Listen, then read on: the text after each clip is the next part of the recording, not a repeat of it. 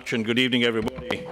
Delighted to be here and delighted to see so many young people, which is the major part of the exercise, I think. I don't think I've ever known so many young people come to an area board, and I hope it doesn't disappoint you. My title is Portfolio Holder for Education, Skills and Youth. And if that isn't a mouthful enough, and perhaps ironic, the title of what I'm going to speak about is the review of positive leisure time activities for young people. And if ever there was a title which was created by a committee, that is it. I work very closely with Laura Mays, who's the lead member for Children's Services, and this is a matter of concern to both of us about taking youth services forward for the future. Now, what am I going to, why am I here is the first question. And that's that we're invited by the area board to speak so that you know about the consultation process that's going on. And my purpose is to invite as many of you as possible to respond to that formal consultation process.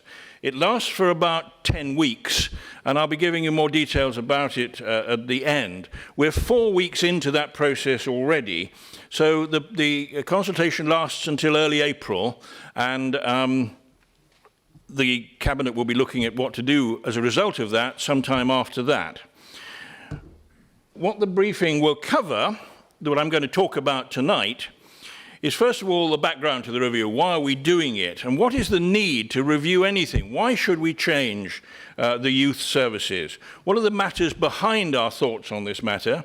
And what ideas have we got? We've got 4 suggested ideas that we'd like you to consider, but I want to emphasize that those are not the only ways that this might emerge at the end. There's some good ideas already coming out of our consultation that we've been through so far. I'll talk a little bit about how the process works, and then something about what the vision is that we have and what we're hoping to achieve out of the whole thing. And there will be a chance to speak at the end, some questions, and if I'm clever enough, I might give you some answers. But I know some of you want to speak as well on your own thoughts on the matter. Well, what's the background to it? I missed the button, didn't I? Let's have another go. There we go.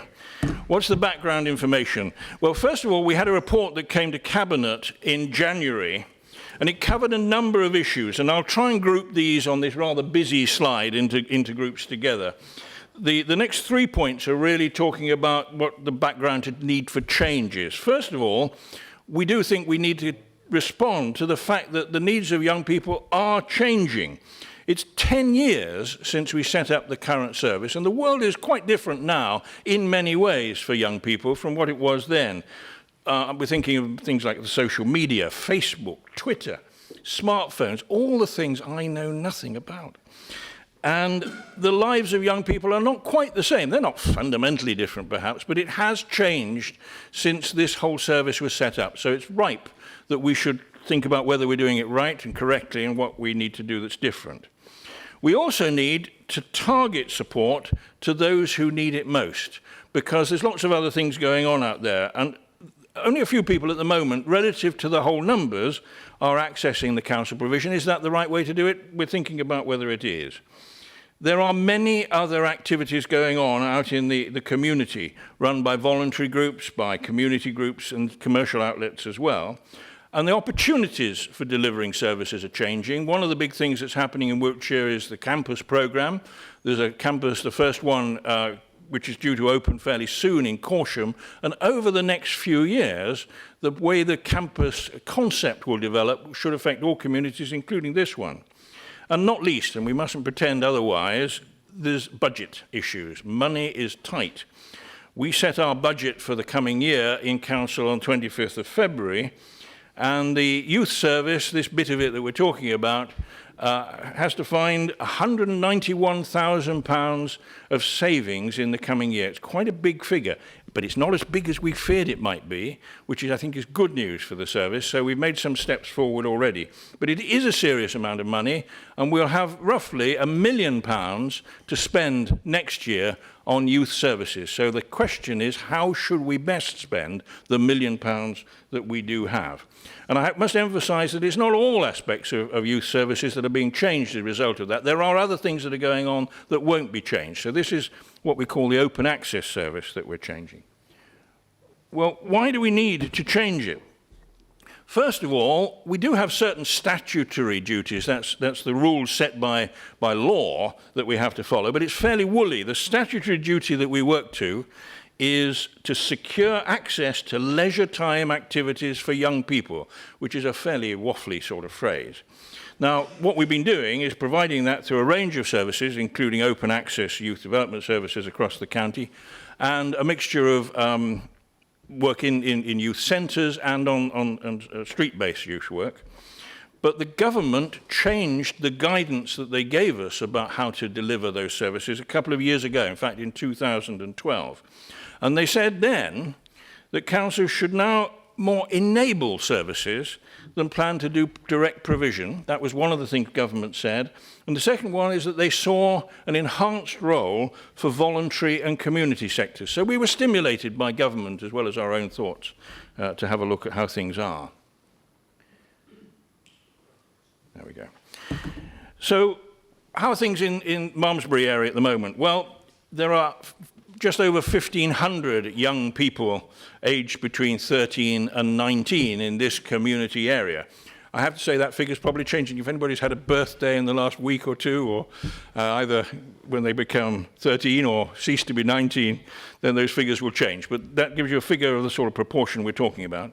And we have been giving money to young people's services quite a lot. Last year, the last full financial year of the council, this area board was encouraged to spend nearly £5,000, 4,900 in fact last year, but they spent 18,300. Fantastic. So this area board was already giving serious support to young people. One of the big things that you got was 15,000 towards the skate park, and I've heard already this evening that you're pretty happy with that, I think. And there's a lot of the county, I think, that's envious of this town having such a facility. Another thing that interested me was that there was nearly £1,000 went to the Oaksea Youth Club to enable music maniacs to run a music workshop. And I have to say, from my family, that will be something that will be particularly valuable. So I hope that's going well.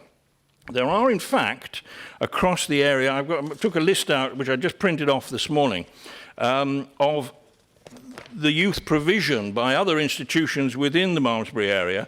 And I ended up this big sheet, as you can see.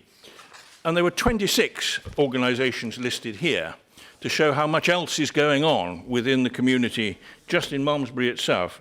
I have to say, making that exercise has been one of the positive things that's come out of the process so far, that we've gone through the exercise of finding out what is happening in the county, and I think in itself it's been quite revealing. So, what are we doing? Well, we're looking at two key factors and then suggesting some ideas. The first key factor is that we think what we do in the future should offer sustainable help. In other words, we can keep it running, to support and resource, to target the young people who need it most. Need is important. And we want as many people as possible to participate. And we came up with 4 possible ways of doing this. The first one was to say, we'll just carry on what we're doing at the moment, but because money's tighter than it was, we have to do a bit less of it. Well, that was option 1. We then said, perhaps we're not the best people to run it at all. There may be other institutions out there who can run it better than us. Subcontract the service to an outsourcing company, maybe for the whole county, maybe for just areas. And that would have meant another party being involved. The third option was to suggest to the staff that they form a company of their own, a mutual, as it's called. Some councillors have done this with their staff. Pretty challenging prospect, but it might be one way to go forward.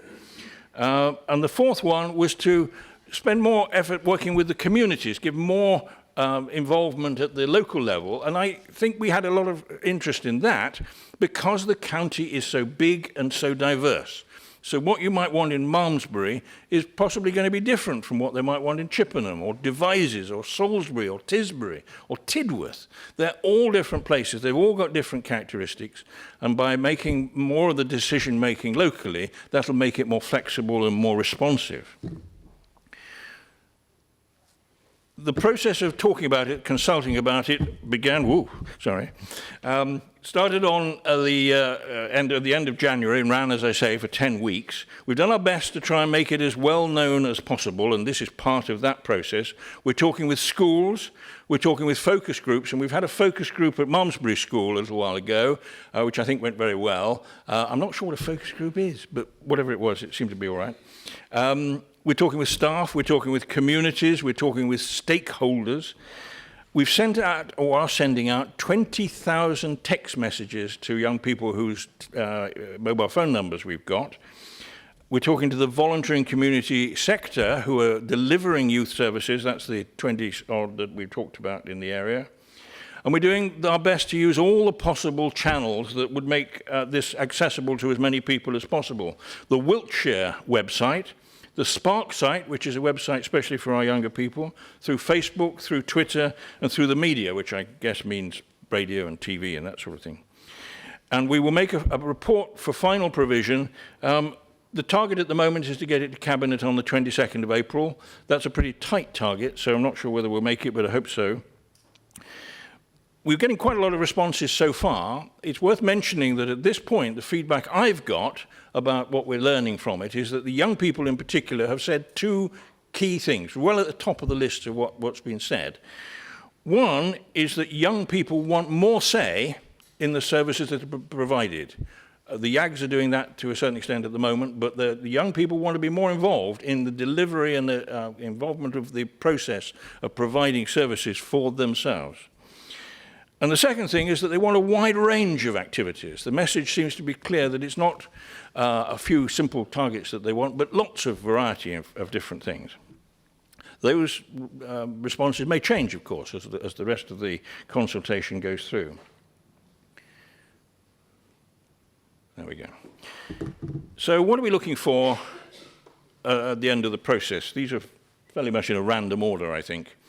First of all, in a simple way, we want a better service if we can get it, despite the shortage of money, for the young people. We want young people to have a greater influence on what we can provide. And we want to target as much as we can on those who really do need it, most of all. I do emphasize that the vulnerable young people, and there are some vulnerable young people out there who need special attention, who without particular focus might slip through the net. And safeguarding of the whole process continues and will always continue to be a central priority. And I have to mention that this is something Laura Mays is very concerned about. So we will continue to deliver youth services. It will probably be different, quite noticeably perhaps. We need to use our money as best possible and use our resources in the best possible way. We hope to use the campus programme to improve the environment we're working in, and we will, of course, have to have regard throughout as to what government tells us to do. There we are. So we hope you'll respond to this, particularly the young people. That's the most important voice that I think we should have. You can send an email to the Voice and Influence team at wiltshire.gov.uk. And here's the second snappy website address that you've seen this evening, which is not at all memorable or write-downable, is it? But if you go onto the Wiltshire website or the Spark site website, then you'll find it fairly easy to find these consultation papers. And I do urge you, if you would, to respond to those. And we are keen to listen. We've got some really good ideas coming in from various places at the moment. Yours may already be there from some of you. And we'll see how we get on to come up with an answer at the end of the process.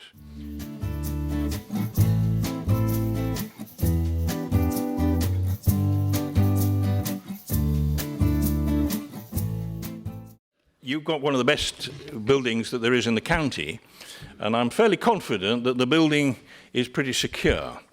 I think the difference between what might happen now and what might happen in the future is whether or not the youth service has exclusive use of it. It might need to be shared with some others. There might be other facilities that become available for the young people to use.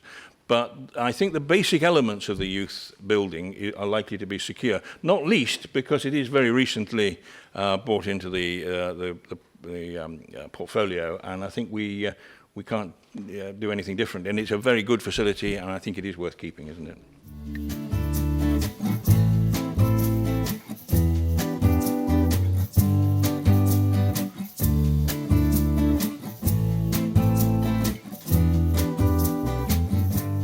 No, thank you for that. There's two ways really that I think are helping. One is that by doing what we're calling this mapping process, but where the list of what's going on is more easily accessible. That alone is helping. It's providing signposts as to where you might find things.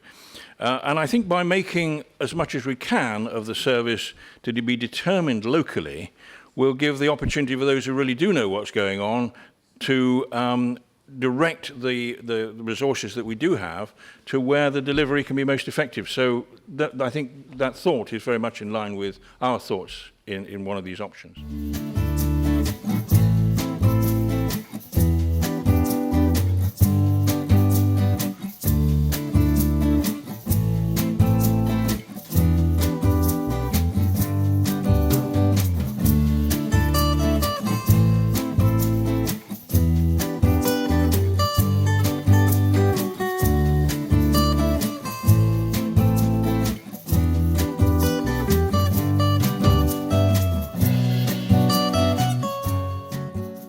It's a very good point that the placard makes, that young people do not have a vote and thus don't get their voice so easily into councils and probably into government. So these sort of exercises do, I hope, have some relevance to that. You understand, of course, that if you take the over 60s, who are probably adding up to 2 or 3 decades of population, and compare that with the very few years between 13 and 19 and how relatively few they are without a vote, it is quite difficult for young people to get a voice. And this is one of the things that we hope this process might help. But I have to say, you guys are doing a great job. Thanks. We understand that in the current economic climate, everybody has a duty to tighten their belts, as it were. And we understand that the council do need to make cuts to particular services that it offers, one of which being our youth service. We are disappointed, however, that no young people were present at the time your 4 options were discussed, as we feel that if you are discussing our future, then we should surely be involved to enable you to obtain a true picture of what the youth of Wiltshire would like the council to consider, although we are thankful for our consultation.